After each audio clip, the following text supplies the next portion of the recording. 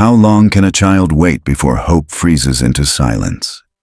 The question seems to hang in the air above the small frontier town of Red Willow, carried on the sharp winter wind that slices through the empty street. It is the first days of the new year, but there is nothing festive here, nothing warm. Only a girl, 7 years old, sitting small and still on the wooden steps of the general store, hugging her thin coat around herself as if it might hold her together. Her name is Grace Holloway, and she has been waiting for 17 days. The snow has been trampled into hard ice. Her boots are scuffed, too big for her feet, stuffed with rags. Her breath clouds in the air. Every time a wagon rattles past or a rider appears at the curve of the road, she lifts her head, hope sparking, only to let it fall again. The townsfolk know her now, the way one knows a shadow on the street. They offer food sometimes, a blanket, a kind word, but always with the quiet understanding that when night falls, she will still be there. Because the only thing Grace believes in is her father's promise, spoken softly before he left. "Stay right here. I'll come back for you when I've earned enough for a home." He went to find work at Randall Ranch, and then he vanished. People talk. They always do. Some say misfortune. Some say accident. Some simply shrug. But none of them take her fully inside, because taking her in means taking responsibility. And responsibility, in a harsh land, is heavy. Into this picture rides Elias Mercer. He comes from the north, coat dusted with frost, hat brim pulled low. The first thing people notice is the way he sits the saddle, too steady, like someone who has spent more years on horseback than sleeping in a real bed. The second thing is the scar carved across his right temple, sliding down into the black patch where an eye should be. The rest of his face is weathered, hard at the edges, but there is a quiet in him too. A silence that comes from loss more than indifference. He ties up his horse outside the saloon. He plans only to warm himself, maybe find work that lasts a week or two. He does not plan to see the girl, but he does. He pauses. He studies her. The wind tugs at her hair. Her lips are blue. She tries to look brave, the way children do when bravery is the only thing they have. He asks a man nearby, "Why is that child sitting there alone?" The man shrugs, like this story has already grown old. "Her pa went to Randall Ranch. Never came back. Girl keeps waiting. Folks tried to help. She won't leave. Says he told her to stay." Elias doesn't respond. Something moves behind the calm surface of his expression. Maybe a memory. Maybe a wound. He had a wife once, before the accident that took his eye and shattered more than his vision. After she died, he drifted. Because it was easier to keep moving than to feel anything settle. He should walk away, but he doesn't. Instead, he walks over and stands in front of Grace. She looks up slowly, studying him with quiet suspicion. Children sense truth faster than grown men. "You cold?" he asks, voice low, steady. She nods once, the movement small. "You been waiting here long?" 17 days, she whispers. Her voice is fragile, but it holds something fierce too. Loyalty, faith, a child's unbroken trust. He swallows. "And you won't go anywhere else?" She shakes her head. "He said he'd come back. He always keeps his promises." The worlds collide inside Elias then. The reality of the West, and the hope of a child who doesn't yet understand it. He looks around. People avert their eyes. They have seen this every day. They have grown used to it. He hasn't. He goes inside the general store, buys a cup of warm broth, hands it to her. She thanks him politely. Drinks slowly, as though careful not to waste the warmth. For the rest of the day, he cannot shake the image of her. Even as he talks to the barkeep about odd jobs. Even as the night sets in. He lies awake in the boarding house and hears the wind screaming across the plains and wonders if she is warm. He tells himself it is not his concern. He has learned not to care too deeply. Caring leads to roots. Roots lead to loss. But by morning, he already knows what he will do. He goes to the sheriff first. The sheriff confirms what the townsfolk said. Grace's father left for Randall Ranch. He did not return. No official word, no body, no message, just absence. Elias looks at the horizon, where the land stretches endless and white. Randall Ranch lies out there, somewhere between hope and the truth. He thinks of the girl's eyes. He tightens his glove around the reins. He will ride. Before he leaves town, he walks back to the general store steps. Grace is there, as always. She lifts her head when she hears his boots. There is the flicker again. The question, the fear, the belief. He crouches to her level, careful with his tone. "Grace," he says, because someone finally told him her name. "I'm going to Randall Ranch. I'll find out what happened to your pa, and I'll come back. I give you my word." She studies him, one-eyed, scarred, a stranger. But something about his voice feels solid, grounded like the earth beneath her feet. "You won't forget?" she whispers. "No," he says simply, and he means it. When he rides out of Red Willow, the sky is pale with winter sun. The wind is brutal. The land feels endless. But inside that vastness, a decision has been made. Elias Mercer, who spent years running from attachment, has chosen to carry the fate of a child. He doesn't know yet that this choice will change everything. He doesn't know yet that what he will discover at Randall Ranch is not just the truth of a man's death, but the beginning of something far heavier and far more beautiful than he ever planned to bear. Behind him, Grace keeps waiting, but now she is not waiting alone. Somewhere out there on the frozen trail, a one-eyed cowboy is riding toward the truth. And for the first time in 17 days, the cold feels just a little less cruel. The trail to Randall Ranch cuts across the frozen plains like a scar, narrow and hard, bordered by brittle winter grass and long shadows. Elias Mercer rides it in silence, his breath and the horse's breath rising in pale ghosts that fade into the air. The sky is wide and washed out, the kind that seems to press down on a man, forcing him to reckon with whatever he carries inside. He thinks of Grace Holloway, small and determined, waiting in the cold as though the world has not yet taught her that promises sometimes break. He thinks of the look in her eyes when he told her he would return with answers. He does not intend to fail her. By the time Randall Ranch comes into view, the day has dulled into afternoon gray. The ranch sits low against the land. Long fences, stretched barns, smoke curling from a chimney. There is movement. A ranch hand leading a team of horses, a wagon creaking past, a dog barking somewhere unseen. It is alive, practical, hard-working. And somewhere inside this place lies the truth Grace is clinging to. Elias dismounts, ties his horse, and walks toward the main house. He stands straight despite the cold creeping into his bones. The front door opens before he knocks. A man in his 50s steps out, tall, broad-shouldered, his face lined from sun and wind. "This is Thomas Randall. You must be Mercer," Randall says, voice steady, watchful. "Sheriff wired ahead, said you had questions about Daniel Holloway." Elias nods once. "I do." Randall gestures him inside. A fire burns in the hearth. The warmth is immediate, but it does nothing to ease the tension in Elias's shoulders. Randall pours coffee, sets a cup in front of him, then sits across the table. For a moment, neither speaks. Outside, the wind claws at the shutters. Finally, Randall sighs. "I'll tell you straight. Holloway hired on here near the end of December. Good worker, quiet, kept to himself. Said he had a daughter in Red Willow, said he needed steady pay." Elias watches his face, searching for anything left unspoken. 3 days in, Randall continues. "He was out riding fence with one of my men. Horse spooked, ice under the snow. Holloway fell bad. Broke his neck before anyone could reach him. We buried him up on the hill overlooking the north pasture. Wrote to the sheriff. I figured word reached town. It didn't. Or it did, but no one carried it where it needed to go." Elias swallows the truth like something sharp. "And the girl?" Randall's jaw tightens. "I didn't know she'd been waiting like that. If I had, I'd have ridden there myself."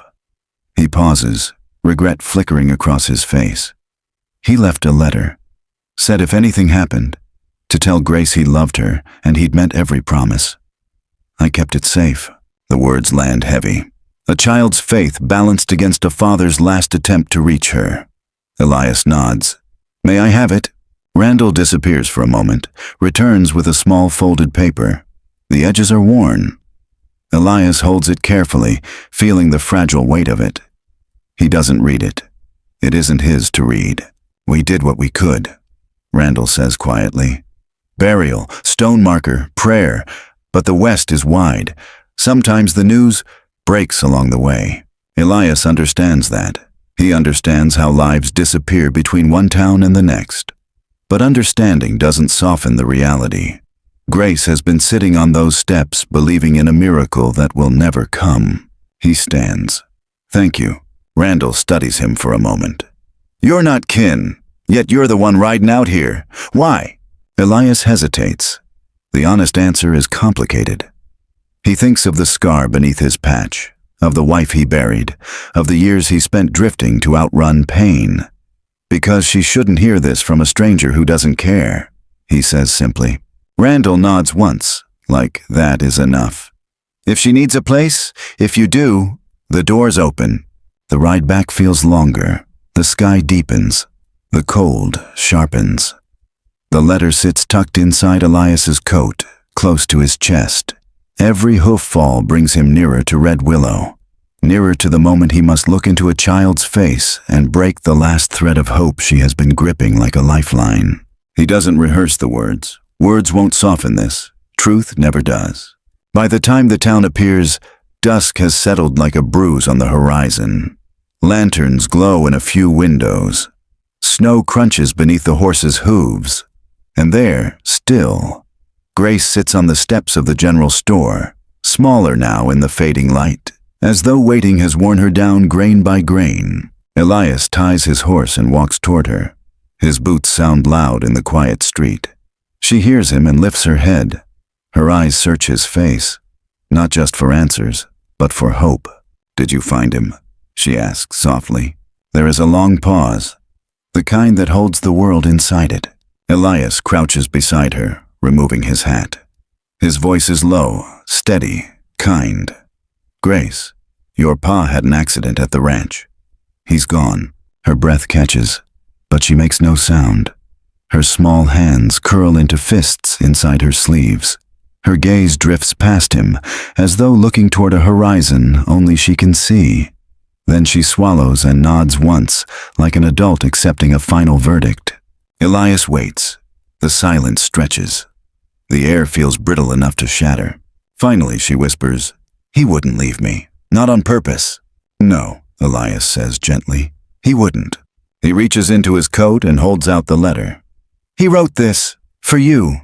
Grace stares at it for a heartbeat, then takes it carefully, as though it might crumble. She doesn't open it yet. She just holds it against her chest. And in that moment, Elias understands. The world has changed for her. Childhood has been shortened. Loss has moved in. He could walk away now. No one would blame him. He owes her nothing beyond the truth he promised. But something anchors him in place. Maybe it's the winter air. Maybe it's the echo of his own grief reflected back at him through the eyes of a child. "You don't have to face this alone," he says quietly. "Not anymore." The door of the restaurant opens. Linda Parker steps out, sees them, and stops. She doesn't ask questions. She simply nods, as though recognizing that tonight, the town needs to make space. For grief, for care, for whatever comes next. And as darkness folds over Red Willow, Elias Mercer realizes that the trail he chose does not end here. It is only beginning. The move to Randall Ranch happens quietly, without ceremony, like most important changes in life. Papers are signed with the sheriff, notary ink drying slow and dark, and by the time the winter sky has softened into a faint pale blue, Grace Holloway is no longer just a child waiting on the steps of a general store. She is a girl with a place to sleep, and a man, scarred, one-eyed, uncertain, who has chosen not to leave her. The road back to the ranch feels different this time. The snow still stretches wide across the plains, and the wind still bites with the same cold teeth. But now Grace sits in front of Elias in the saddle. wrapped in his long coat, her small hands gripping the worn leather horn. She doesn't speak much. She doesn't cry either.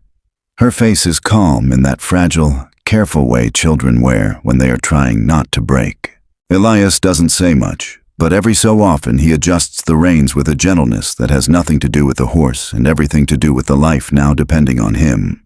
Randall Ranch rises ahead of them, steady and weathered, smoke curling from the chimney like a promise of warmth instead of emptiness. Margaret Randall meets them on the porch, her eyes soft, her smile quiet. She doesn't overwhelm the girl with questions or embraces. She simply takes Grace's hand and leads her inside, where the fire glows and the air smells faintly of bread and wood smoke. Her room is small, a bed, a quilt, a window facing the pasture. Grace stands at the doorway for a long moment, as though trying to understand that it is hers, that she is allowed to sleep there without asking. Elias lingers in the hallway, awkward and uncertain. A man better suited to saddles than to comfort. But when Grace turns and gives him a small nod, he knows the room is enough. School begins soon after. Miss Abigail Turner runs the one-room schoolhouse with quiet discipline. Grace sits at a small desk, pencil clutched in her hand, copying letters onto lined paper. She listens. She watches. And slowly, she begins to exist again. Not just wait. A girl named Emily Carter starts sitting beside her, whispering answers and sharing bits of lunch. Their friendship grows like winter firelight, soft at first, then steady. Elias works long hours, but he no longer rides aimlessly. His movements have purpose. He repairs fences, checks cattle, and gentles the wildest horses with patience that surprises even him. Grace follows him after school some days, perching on the fence rail while he works. She doesn't need entertainment. She only needs presence. And Elias, who once believed attachment was a weight he couldn't bear, finds himself counting on the quiet sound of her breathing nearby. Nights are the hardest. Sometimes, long after the lamps are blown out, Grace wakes with that silent panic only grief can summon. She doesn't scream. She doesn't thrash. She simply sits up, clutching the blanket, breathing sharp and shallow. Then Elias hears her footsteps. She pauses outside his door, uncertain, before knocking once. He always answers. He never says much. Just sits beside her on the edge of her bed, steady and calm. He tells her the same truth every time, that he is not her father, but he is here, that he will stay. And slowly, that is enough for her to lie down again. The guardianship papers come through sooner than expected, sealed with the county stamp. Sheriff Bennett hands them over with a short nod, as if acknowledging a sacred responsibility without making a speech out of it. Elias signs with his left hand, writing carefully, because the gravity of the act demands it. Grace watches from a chair in the corner, quiet but alert. When it is done, the sheriff offers her a peppermint candy. She smiles for the first time that day. Routine builds itself around them. Mornings bring the clatter of dishes and the smell of coffee. Margaret teaches Grace small domestic rituals, folding linens, measuring flour, tending the fire. Afternoons are for school. Evenings belong to the barn, to brushing horses and listening to the wind carry the slow songs of the prairie. But beneath the ordinary rhythm, something delicate is forming. Trust, belonging, a sense that life doesn't have to be temporary. Elias feels it most when he realizes he has stopped planning where he will go next. He doesn't count the miles behind him or daydream about the roads ahead. He sharpens tools, repairs saddles, listens for Grace's laughter drifting across the yard. And with each passing day, the ground beneath his feet feels less like a stopping place and more like home. Grace keeps her father's letter folded carefully inside a small wooden box Thomas Randall gave her. She opens it sometimes, not always to read, but simply to hold, to know that love can exist beyond endings. She does not stop missing him, but she starts learning how to miss him while living forward. There are awkward moments, times when Elias doesn't know what to say, or Grace pulls away because grief rises like a sudden storm. But they navigate it slowly, honestly, without pretending the past never happened. Love grows in the spaces between the broken parts, not in spite of them. Winter loosens its grip. Snow melts into muddy roads. The air thaws, and the smell of earth returns. Grace runs now sometimes, chasing Emily across the yard, braids flying. When she laughs, it is not the brittle sound of survival. It is true. And yet, beneath it all, there is a quiet fragility, like glass waiting to crack if pressed too hard. They both feel it. Neither speaks of it. Life on the frontier teaches you that happiness is always one letter, one accident, one stranger away from being threatened. But for the first time in years, Elias Mercer stops riding away from that risk. He begins, instead, to build. And Grace, who once waited alone in the cold, begins to believe that some promises, the ones born not of blood, but of choice, might actually hold. Spring settles slowly across the plains, softening the hard edges of winter. Grass pushes through thawing soil. Horses graze in pastures that finally hold color again. Life at Randall Ranch finds its rhythm. Steady, dependable, almost peaceful. Grace goes to school each morning and returns each afternoon with stories that spill out in small, cautious pieces. Elias fixes tools, checks fence lines, and starts to believe that maybe the ground beneath his boots will not disappear from under him this time. The fear of loss still lingers, but it fades like a distant echo. Then Richard Holloway arrives. He rides in one warm afternoon, dust on his boots and impatience in his voice. He is in his late 30s, well-spoken in a way that suggests he likes the sound of his own words. He introduces himself as Daniel Holloway's cousin and asks to speak to Elias alone. They sit at the rough wooden table inside the cabin, sunlight slanting across the floorboards. Richard folds his hands, polite but calculating. "I heard Daniel passed," he says smoothly, "and that his girl is living here, with you." Elias doesn't respond immediately. He has learned the value of silence. Richard continues. "Family should look after family. I got a place down south, stable, respectable. I can take the girl there, raise her proper." The words land wrong, not because they are shouted, but because they are distant, detached, like he is talking about property instead of a child. Elias speaks calmly. "You only just heard she exists." Richard smiles thinly. "News travels in strange ways. Besides, the law don't always care about timing. Blood matters." There it is, the threat beneath the courtesy. Grace hears about it that evening. She doesn't cry, but her hands tremble when she sets down her cup. The old fear returns, the kind that crawls up the spine and settles in the chest. She has learned not to ask whether people will leave, but now she has to ask whether someone might come and take her instead. Elias sits beside her. "No one's taking you anywhere without a fight." He keeps his voice steady. Not for himself, for her. The next morning he meets with Sheriff Bennett. The sheriff listens, frowning slightly, weighing each word. He confirms that Richard has petitioned for custody review and that the matter will go before the county judge. Guardianship never guarantees permanence. Paper can be questioned, promises can be challenged. Elias leaves the office with the taste of iron in his mouth. He returns to the ranch and finds Grace sitting in the barn aisle, quiet, stroking the muzzle of the gentlest mare. She looks up when she hears him. She doesn't ask what happened. Children learn quickly when the adults around them carry fear. He sits on the straw beside her. "If the judge asks where you want to be," he says gently, "tell the truth. That's all that matters." She studies him for a moment. "I want to stay, with you." Something inside him tightens, not pride, not relief, but a deep ache. "Then we'll say that, together." Word spreads through Red Willow. Not loudly, not with gossip, but with the kind of quiet concern reserved for storms everyone can sense on the horizon. Linda Parker sends fresh bread. Thomas Randall tells Elias to use his name wherever needed. Margaret keeps Grace close, steadying her with kindness. Miss Turner writes a letter to the court describing Grace's progress in school. Then there is Rebecca Collins. She is the county attorney, direct and precise. She reviews the papers, the timeline, the facts. She listens to Elias describe the winter, the letter, the cabin, the guardianship. The night's Grace knocked softly at his door. She doesn't soften, but she nods, impressed less by sentiment than by consistency. Courts value stability, she says. Commitment, evidence that the child is safe.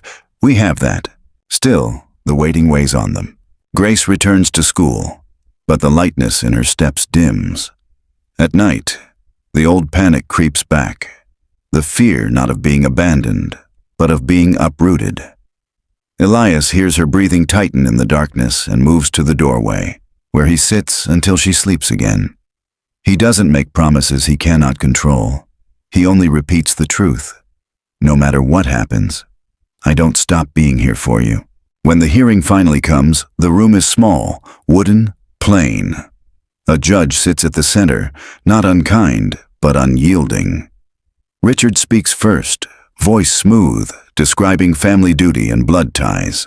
He uses words like heritage, obligation, rightful. But when asked about Grace's life, her routines, her friends, her school, his answers blur. He knows none of it. Rebecca calls Elias next. He doesn't perform. He doesn't decorate his testimony. He simply describes the winter, the promise, the work, the care, the paperwork, the nights he stayed awake so she would not be alone with fear. The fact that he plans his life around hers now, not out of convenience, but choice. Then the judge asks Grace where she wants to live. She stands small but unshaking. Her voice isn't loud, but it doesn't need to be. I want to stay, she says. He doesn't leave. The room grows still. The judge studies them both for a long, thoughtful moment. When the decision comes, it is measured, formal, and grounded in law. But beneath the legal phrasing, the truth is simple. Grace is safer, steadier, and more loved where she is. Guardianship remains. Richard's shoulders tighten. He nods stiffly, then leaves. There is no scene, no anger, just absence. Outside the courthouse, the sky is clear. The air feels lighter than it has in weeks. Grace slips her hand into Elias's without a word. He squeezes gently, not as a grand gesture, but as acknowledgement of everything they have endured. That night at Randall Ranch, dinner tastes warmer. Laughter returns, cautious at first, then freer. Grace sleeps through the night for the first time in weeks. And Elias, sitting by the cabin window after the lamps are out, finally exhales the breath he did not realize he had been holding. He understands something important now. Love that is chosen must sometimes be defended, and he is willing, quietly, steadily, to defend it for as long as he lives. Summer arrives as if the land itself has finally decided to breathe. The fields turn a softer green, the sky widens into deep blue, and the dust along the trail glows gold in the late afternoon light. At Randall Ranch, the days settle into a rhythm that feels less fragile now, less temporary. Grace wakes to birdsong and the distant sound of cattle. She helps Margaret with breakfast, then runs barefoot through the yard, hair loose, laughter unguarded. Elias watches from the porch sometimes, coffee warming his hand, grateful for the quiet hum of life that no longer feels like it might vanish at any second. The custody threat fades into memory rather than a constant shadow. Papers arrive confirming the permanence of their bond, sealed, official, undeniable.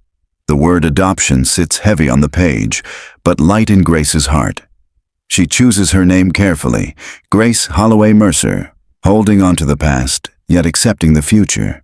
Elias signs his part with the same deliberate care he once used when saddling a troubled horse, understanding that every stroke of ink anchors him further into this life he never expected. Grace's school year ends with simple applause, hand-drawn certificates, and sticky fingers from lemonade shared in the sun. Miss Turner squeezes her shoulder and calls her steady, the highest compliment she knows how to give. Emily loops an arm around Grace's neck and laughs, promising endless summer adventures. For once, Grace believes promises might not always break. She has learned that love can remain even when people don't. Elias receives a letter from an attorney one quiet evening. His estranged father has passed, leaving behind a modest inheritance. There is no sentiment in the legal language, no apology for the distance between them. But there is closure. Elias stares at the page for a long time, then folds it away. Later that night, he writes another letter, not out of obligation, but clarity. He tells his late father, simply, that the money will go to Grace's schooling, to her books, to a life she might choose someday beyond the ranch. He signs his name, not for validation, but because choosing a future for her feels like choosing redemption for himself. Grace doesn't ask many questions about the inheritance, but she listens when Elias explains that this means security, that he can give her things he once believed were out of reach. She nods slowly. She doesn't ask for gifts or dresses or toys. She only asks, quietly, "Does it mean you can stay?" Elias smiles in that small, invisible way he does when something cuts straight to the truth. "It means I'm not going anywhere." The days grow longer. They work side by side, Grace brushing horses, Elias mending fences, Thomas giving steady advice from the porch, Margaret pressing bread into their hands before they ride out. Grace learns how to balance on a calm mare, eyes bright, hands light and certain. Elias never pushes. He only steadies the reins when needed and lets her find balance on her own. Sometimes, at dusk, Grace sits beside Elias on the cabin steps, legs swinging above the packed dirt. She asks questions about the world beyond the ranch, about the ocean she's never seen, about cities filled with lights. Elias answers as best he can. He tells her about storms on open plains, about the silence of snow, about the way the horizon always seems to promise something just ahead. Then he tells her quietly that chasing those horizons no longer feels like survival. It simply feels like leaving something precious behind. And so, he stays. The nightmares come less often now. When they do, Grace wakes, remembers the cabin walls, the warmth of the quilt, the sound of Elias breathing in the next room, and the panic eases before it can bloom. She still misses her father. Of course she does. She keeps his letter in the small box on her shelf, opens it sometimes in the afternoon light. The pain never vanishes, but it softens. It becomes a place she visits, not a weight she carries every moment. On her birthday in midsummer, the ranch gathers in the yard. Nothing extravagant, just pies, lanterns, laughter, and a patchwork quilt laid across the grass. Emily braids flowers into Grace's hair. Margaret insists on lighting too many candles. Thomas pretends to scold, but smiles the whole time. When they sing, Grace doesn't hide. She accepts every note like a promise. Elias stands a little apart at first, unsure where he fits in celebrations. Then Grace walks up, takes his rough hand in both of hers, and pulls him into the circle. The look they share is simple, unspoken, and enough. Later, when the lanterns burn low, Elias sits at the table and writes one last letter to his late wife. He doesn't apologize for moving forward. He doesn't pretend the grief is gone. He simply tells her he is done running, that he has found a girl with eyes full of fierce hope, that he has become something like a father. He folds the paper carefully, then tucks it away. Some goodbyes do not need to be sent, only written. As summer ripens, they stop thinking of themselves as temporary. Grace no longer waits. Elias no longer wanders. The ranch, once just a job, becomes a map of memories, footprints in dirt, shared meals, small victories. The West remains vast and uncertain, but their place within it no longer is. One evening, as the sun sinks into the horizon and paints the land in molten gold, Grace and Elias sit together on the cabin porch. The world is quiet except for the soft rustle of wind and distant cattle calls. Grace leans her head lightly against his arm. He shifts only slightly to steady her, as natural as breathing. They do not talk about blood or law or fear. They talk about tomorrow, about the mare's foal due in the fall, about school starting again, about small, ordinary things that mean everything. And in that slow, glowing twilight, a truth settles firmly into place. They have become a family, not through birthright, not through accident, but through the stubborn, quiet choice to stay, to protect, to love. There are no more roads calling Elias away, no more empty doorways for Grace to wait beside. Only this shared life, imperfect, hard-earned, and completely real. And for the first time, neither of them feels alone beneath the endless western sky. The night closes gently around them, soft and still, like a promise being kept at last. They have crossed the hardest miles, not on horseback, but through the fragile country of the human heart. What began with waiting in winter has become a summer of belonging. There will always be storms on the plains, and old grief will never vanish entirely. But now those storms will be weathered together. Grace will grow, and the world will change, and the ranch will age with time. Yet something will remain constant. The choice they made not to abandon, not to disappear, not to let fear decide their lives. So they rest beneath the quiet stars, breathing slow, letting the past drift into softer memory. The future lies ahead, wide and open. But for tonight, peace is enough. And with that peace comes a final truth, whispered gently into the warm air. They are home. End of article. Good night.